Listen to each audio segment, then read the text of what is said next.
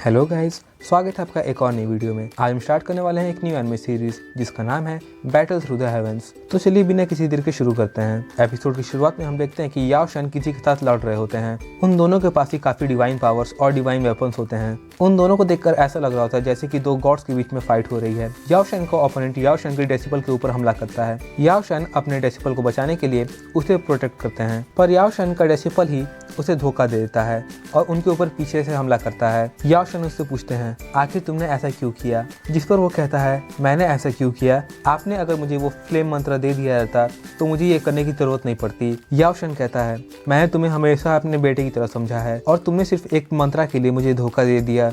वो डेसिबल उससे कहता है, मुझे इससे कुछ भी फर्क नहीं पड़ता, मैं बस स्ट्रांग बनना चाहता हूँ। और फिर हम देखते हैं कि याओ शन पहाड़ी में गिरने लगता है। अगला सीन इस शो के मेन कैरेक्टर झाओ यान पर शिफ्ट होता है। हमें दिखाया जाता है कि एक बच्चा जो कि बचपन में एक जीनियस था, बड़ा होकर कैसे एक लूजर बन जाता है। झाओ यान ही अपने फैमिली की आखिरी उम्मीद रहता है और अब उसकी फैमिली की उम्मीद कम होने लगती है। बचपन में झाओ यान एक बहुत ही बड़ा जीनियस रहता है, पर बड़े होते होते उसकी कल्टीवेशन कम होने लगती है। झाओ यान कुछ लोगों को बात करते हुए सुनता है जो कि उसके पापा से कुछ बात कर रहे होते हैं। ये लोग और कोई नहीं बल्कि उसी के फैमिली के एल्डर्स रहते हैं। वो झाओ यान के डैड से कहते हैं, अब हम उस लूजर के ऊपर और पैसा बर्बाद नहीं कर सकते हैं। अगर वो एक साल में स्ट्रांग नहीं बना तो उसे मार्केट में एक गार्ड की तरह काम करना पड़ेगा। ये सुनते ही यान के डैड बहुत ही गुस्सा हो जाते हैं और वह कहते हैं, चुप हो जाओ, मैं अपने बेटे को बहुत ही अच्छी तरीके से जानता हूँ। मेरा बेटा यूजलेस नहीं है। मेरा बेटा इतना जीनियस था कि वो 11 साल की उम्र में ही डोजे बन गया था। ये सब सुनकर झाओ यान काफ़ी गुस्सा हो जाता है और अपने कमरे में जाकर कल्टीवेट करने की कोशिश करने लगता है, पर तब भी कुछ नहीं होता है। तभी झाओ यान को खबर मिलती है कि यंग लेडी उससे मिलने के लिए आई हैं। ये वही लड़की है जिसकी झाओ यान के साथ शादी होने वाली है। वो लड़की हॉल में बैठी होती है। सभी लोग उसे देखकर यही सोच रहे होते हैं कि आखिर ये लड़की कौन है। जब झाओ यान हॉल में एंटर करता है तब उसके लिए वहाँ पर बैठने की कोई भी जगह नहीं होती है और उसका मजाक बनकर रह जाता है, पर जू जूनियर उसे अपने बगल में बैठा लेती है। वो लड़की यान के डैड को ग्रीट करती है और अपना इंट्रोडक्शन देती है। वो कहती है, मेरा नाम है नालन यनरेन। ये सुनने के बाद यान के डैड भी काफ़ी खुश होते हैं और वो उससे उसकी फैमिली का हाल चाल लेते हैं। फिर हम देखते हैं कि एक आदमी जिसका नाम गेये रहता है, वो यान के डैड से कहता है, सर मैं यहाँ पर यंग लेडी के बारे में कुछ बात करने के लिए आया हूँ। यान के डैड उससे कहते हैं, हाँ बताइए, हम आपकी क्या मदद कर सकते हैं। वो कहता है, सर हमारे लीडर के मन में यंग लेडी के लिए काफ़ी हाई होप्स हैं। वो यंग लेडी को क्लाउड सेक्ट का अगला लीडर भी बनाना चाहते हैं, इसलिए हम चाहते हैं कि आप यान और यंग लेडी की एंगेजमेंट को कैंसिल कर दें। ये सुनते ही यान के डैड को काफ़ी गुस्सा आ जाता है और वो अपनी गोल्डन टाइगर स्पीड को बाहर निकाल लेते हैं। फैमिली के एल्डर्स उनसे कहते हैं, प्लीज़ शांत हो जाइए। यान के डैड गे से कहते हैं, तुम जानते भी हो कि तुम कह रहे हो।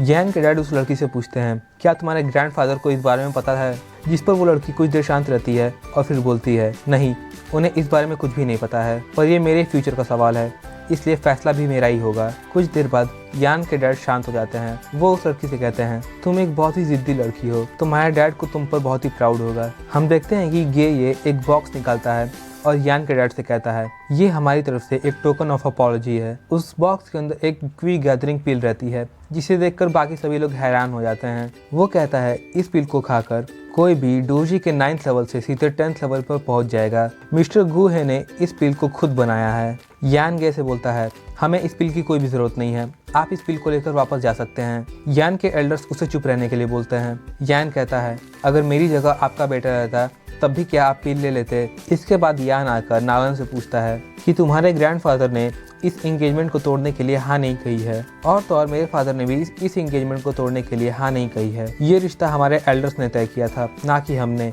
तो इसे तोड़ने का हक भी उन्हें ही है। और अगर तुम इस रिश्ते को तोड़ती हो तो इसका मतलब ये हुआ कि तुम अपने एल्डर्स की डिसरिस्पेक्ट कर रही हो। और मुझे लगता है कि तुम में इतना कॉमन सेंस तो है कि तुम अपने एल्डर्स की डिसरिस्पेक्ट ना करो। ये सुनकर नालन को काफ़ी गुस्सा आता है। वो यान से कहती है, आखिर तुम्हें एंगेजमेंट तोड़ने के लिए क्या चाहिए?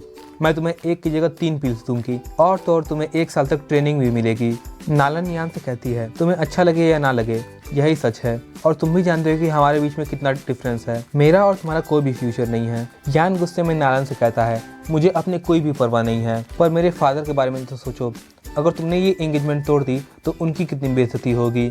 वो इस क्लैन के लीडर हैं, आगे चलकर फ्यूचर में वो इस क्लैन को कैसे लीड कर पाएंगे। नालन यान से कहती है, मेरे पास इसका भी सोल्यूशन है। हमारे बीच में 3 साल बाद एक मैच होगा। अगर तुम मुझे उस मैच में हरा देते हो तो मैं तुम्हारी दासी बनने के लिए भी तैयार हूँ। पर अगर मैंने तुम्हें हरा दिया तो तुम्हें ये एंगेजमेंट तोड़नी पड़ेगी। यान के डैड गुस्से में अपनी कुर्सी से उठते हैं और वहाँ पर आते हैं। वो नैलन से कहते हैं, क्या तुम मेरे बेटे का मजाक बना रही हो? तुम्हें अच्छे तरीके से पता है कि मेरे बेटे की क्या हालत है, आखिर वो तुमसे कैसे लड़ सकता है? यान कहता है, हो सकता है कि मैं अभी यूजलेस हूँ, पर मैं अभी काफ़ी छोटा हूँ और मेरे पास अभी काफ़ी टाइम है। तुम्हें ऐसा क्यों लगता है कि फ्यूचर में मेरे अंदर कोई चेंज नहीं आएगा? इसके बाद हम देखते हैं कि यान अपने खून से एक एग्रीमेंट साइन करता है। यान अपने डैड के सामने सर झुकाकर कहता है, डैड मैं 3 साल बाद आपका बदला ज़रूर लूँगा। यान नैलन से कहता है, 3 साल बाद तैयार रहना। फिर जब नैलन वहाँ से जाने लगती है तब जूनियर उससे कहती है, मैं आशा करती हूँ कि तुमने आज जो किया है तुम्हें फ्यूचर में उसका पछतावा ना हो। तुम्हें क्या लगता है, तुम मिस्टी क्लाउडस्टेड के लीडर की बेटी हो तो तुम कुछ भी कर सकती हो,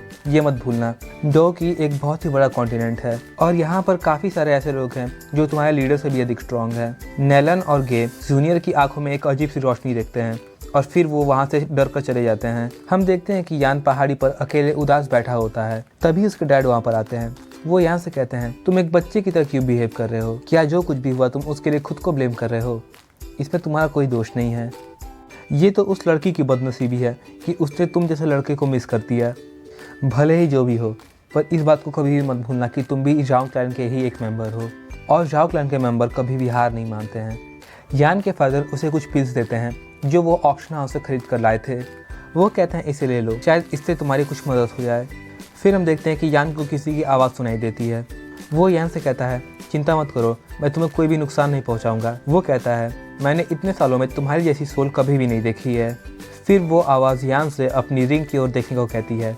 वो आवाज़ उससे कहती है, मैंने बस 3 साल तक तुम्हारी एनर्जी ली है। ये सुनकर यान को काफ़ी गुस्सा आता है। वो कहता है, तो तुम्हारी वजह से मैं इतना कमज़ोर हूँ, सिर्फ तुम्हारी वजह से मेरे परिवार को इतना कुछ झेलना पड़ रहा है। और फिर यान उस अंगूठी को बाहर फेंक देता है, पर वो रिंग वापस ऊपर आ जाती है और उस रिंग में से याओ शन बाहर निकलता है। यान को समझ में नहीं आ रहा होता है कि वो एक आदमी है या एक भूत है। याओ शन यान से कहता है, मुझसे गुस्सा मत हो, मैंने बस 3 साल तक तुम्हारी एनर्जी ली है। यान उससे कहता है, तुम जानते भी हो कि तुम्हारी वजह से मेरे साथ क्या क्या हुआ है, मेरे डैड को तुम्हारी वजह से क्या क्या झेलना पड़ा है। याओ शन उससे कहता है, पर मेरी वजह से ही तुम्हारी पर्सनालिटी ऐसी हो गई है, तुम इतने मैच्योर हो गए हो। यान उससे कहता है, मुझे इससे कोई भी फ़र्क नहीं पड़ता, पर आज से तुम मेरी रिंग के अंदर नहीं रहोगे। और फिर यान वहाँ से जाने लगता है। पर शाओ यान उससे कहते हैं, क्या तुम स्ट्रांग बनना नहीं चाहते हो? क्या तुम ये नहीं चाहते हो कि बाकी लोग तुम्हें रिस्पेक्ट करें?